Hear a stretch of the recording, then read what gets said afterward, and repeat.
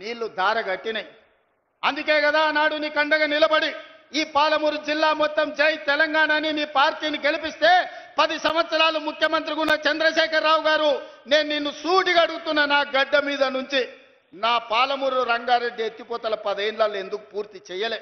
నా కల్వకుర్తి ఏమైంది? నా నెట్టంపాడు ఏమైంది? నా భీమా ఏమైంది? నా కోయిల్ సాగర్ ఏమైంది? నా జూరాల ఏమైంది? ఇవాళ నా జిల్లాల ఉన్న ప్రాజెక్టులను ఉమ్మడి రాష్ట్రంలో జరిగిన అన్యాయం కంటే నువ్వు ముఖ్యమంత్రిగా ఉండి మేము ఎంపిక చేసి పార్లమెంట్ గెలిపిస్తే మాకు ద్రోహం చేసింది, మా గుండెల మీద తన్నింది నువ్వు కాదా అని నేను ఈ గడ్డ మీద నుంచి అడుగుతున్నా. 10 సంవత్సరాలు 20 లక్షల కోట్లు ఖర్చు పెట్టిన చంద్రశేఖరరావు ఒక 20-25 వేల కోట్లు ఖర్చు పెట్టినుంటే 20 లక్షల ఎకరాలు పాలమూరు జిల్లాలో మా భూములకు నీళ్లు వస్తుండే కదా. కాళేశ్వరం మీద 1,00,000 కోట్లు ఒకే ఒక్క ప్రాజెక్టుకు మా అక్కలు వినాలి, మీ పిల్లలకు చెప్పాలి. కాళేశ్వరం ప్రాజెక్టు కడతా అని కేవలం ఒక్క ప్రాజెక్టు కోసం 1,00,000 కోట్ల రూపాయలు ఖర్చు పెట్టిండు. కట్టుడు 2019, కూలుడు 2023. ఎవడైనా సన్నాసోడు చిన్న గుడిసేసుకున్న 10 ఏళ్ళు ఉండేటట్టు వేసుకుంటాడు. 1,00,000 కోట్లు పెట్టి కట్టిన కాళేశ్వరం 3 ఏళ్ల కూలేశ్వరం అయి కూలిపోయింది. ఆ ఏళ్ళ మేం కట్టిన నాగార్జున సాగర్ చూడు, ఆ ఏళ్ళ మేం కట్టిన శ్రీశైలం చూడు, ఆ ఏళ్ళ మేం కట్టిన జూరాల ప్రాజెక్టు చూడు. జూరాల ప్రాజెక్టు మన డ్యామ్ దెబ్బతిన్నది అనంటే నువ్వు ఏమి పని చేయకపోతే పేపర్లో వస్తే నిమిషాల మీద మా శ్రీహరిని మా ఉత్తమ్ కుమార్ రెడ్డిని పంపించి కొత్త రోడ్డు వేయడానికి 120 కోట్ల రూపాయలు అప్పటికప్పుడు నేను మంజూరు చేసిన. ఎట్లా చేయగలిగినా మీ బిడ్డను ఉన్నా కాబట్టి నా జిల్లాకు చేయాలి, అన్యాయం జరుగుతుంటే చూసుకుంటూ ఊరుకోను అని అప్పటికప్పుడు ఇచ్చిన. ఇవాళ 10 ఏళ్ళు నువ్వు పూర్తి చేయని ప్రాజెక్టులు, 10 ఏళ్ళు నువ్వు పడా పెట్టిన ప్రాజెక్టులు.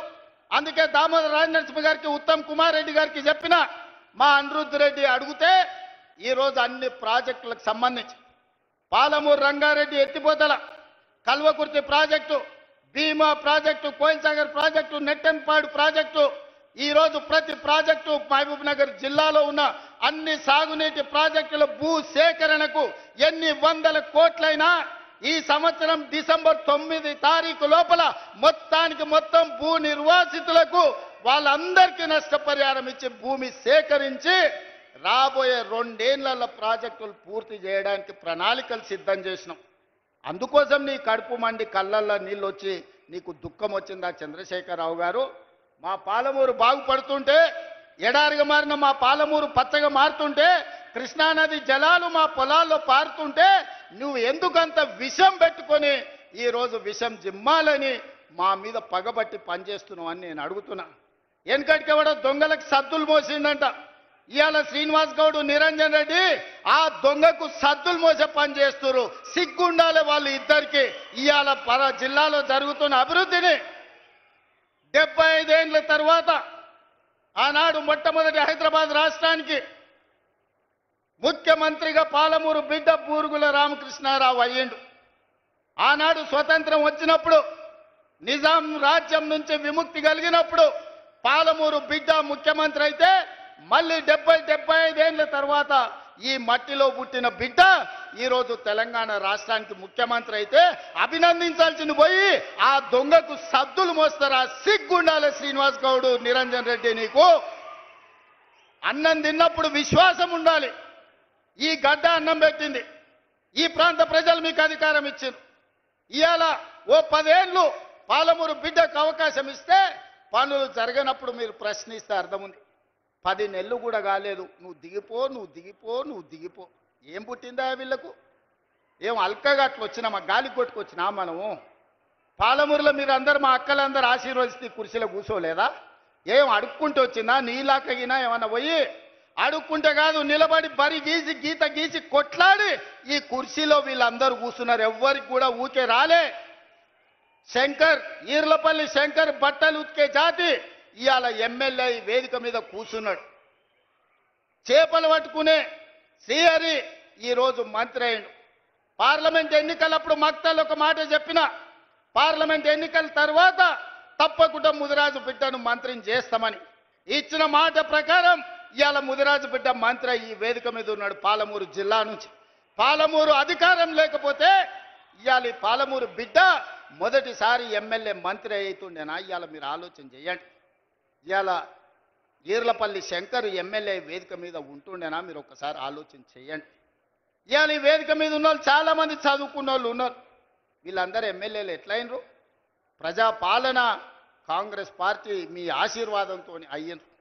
అందుకే ఇవాళ వాళ్ళు అంటున్నారు ఎవరికి ఏమి జరగలేదని. నేను చెప్పదలుచుకున్న 5 నిమిషాలు. ఇవాళ రైతులను తీసుకుందాం. రైతులకు 24 గంటల ఉచిత కరెంటు వస్తుందా లేదా సోదరులారా? మీరు చెప్పండి గుండెల మీద చేసుకొని. కాంగ్రెస్ వస్తే కరెంటు ఉండదన్నాడు కేసీఆర్. ఇవాళ వ్యవసాయ పొలాలల్లా ఇవాళ కరెంటు మేము ఇస్తున్నాం 18 నెలల ఉచిత కరెంటు. ఎవరు మొదలు పెట్టిండ్రా?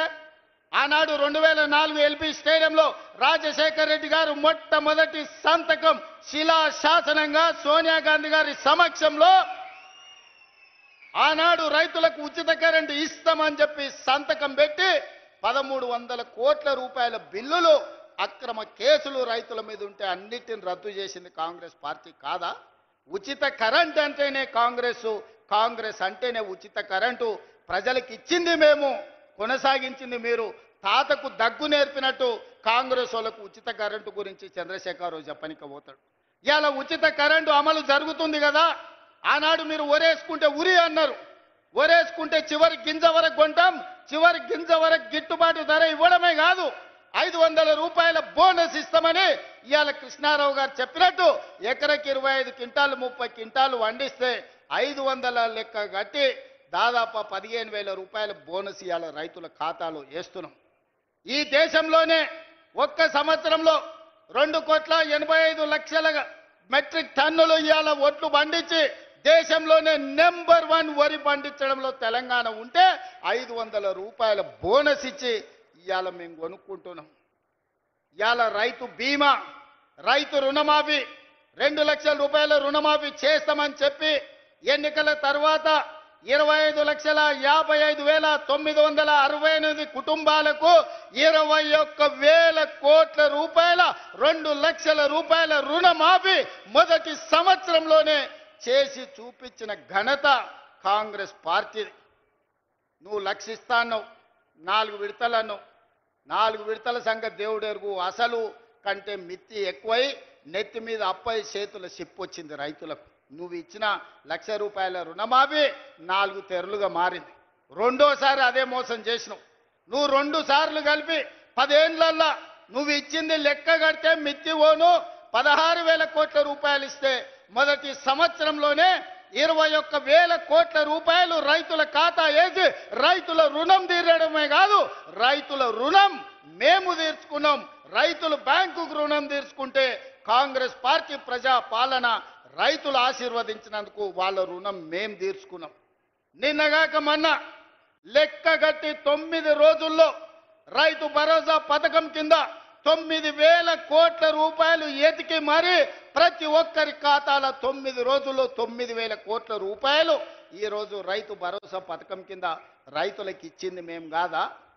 ఇవాళ పామాయిల్ వేస్తే ప్రోత్సహించింది మేము కాదా? ఇవాళ రైతులను ఆదుకుంటున్న ప్రభుత్వం మాది కాదా? ఇవాళ ఏ రైతు కష్టాలలో ఉన్నా ఆ రైతులను ఆదుకునే ప్రయత్నం మా ప్రభుత్వం చేస్తలేదా? ఇవాళ మూలన తండాలలో గూడాలలో మారుమూల పల్లెల్లో ఉన్న రైతుల సమస్యలు పరిష్కరించడానికి నిరంతరం మా ఎమ్మెల్యేలు మా మంత్రులు మా ప్రభుత్వ యంత్రాంగం ఈరోజు ప్రజలకి వెళ్ళి రైతులను ఆదుకునే ప్రయత్నం చేస్తున్నాం. చంద్రశేఖరరావు ఫామ్ హౌస్లో వండుకొని నువ్వు వండించిన ఒడ్లు 4,200కు కావేరీ సీడ్స్ అమ్ముకోవడం కాదు, ఇవాళ 500 రూపాయల బోనస్ ఇచ్చి రైతులు పేదలు వండించిన ఒడ్లు నేను కొంటున్నా, కావాలంటే కల్లాలకు రా. మా అక్కలు నిర్వహిస్తున్న ఐకేపీ కేంద్రాలకు 8,000 ఐకేపీ కేంద్రాలు ఇవాళ మా ఆడబిడ్డలు మా అక్కలు పెట్టి రైతులు పండించిన పంటలు ఈరోజు మేము కొనుగోలు చేస్తున్నాం.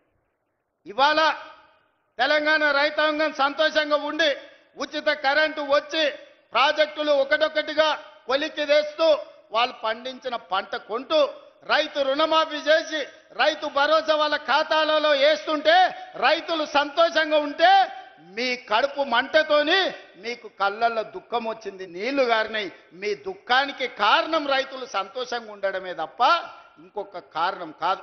అదేవిధంగా మహిళలు, మా అక్కలీడు ఉన్నారు, ఆలోచన చేయాలి. మా ఆడబిడ్డలు చాలామంది చదువుకున్నారు, పెళ్ళే అత్తగారింటికి వచ్చినందుకు గ్రామాలలో ఉంటున్నారు. వాళ్ళు ఆలోచన చేయాలి. 2014 నుంచి 2019 వరకు ఒక్క మహిళనన్న మంత్రి ఉండే నా చంద్రశేఖరరావు మంత్రివర్గం లెక్క ఒక్క మంత్రి కూడా ఇయ్యలే. 5 ఏళ్ళు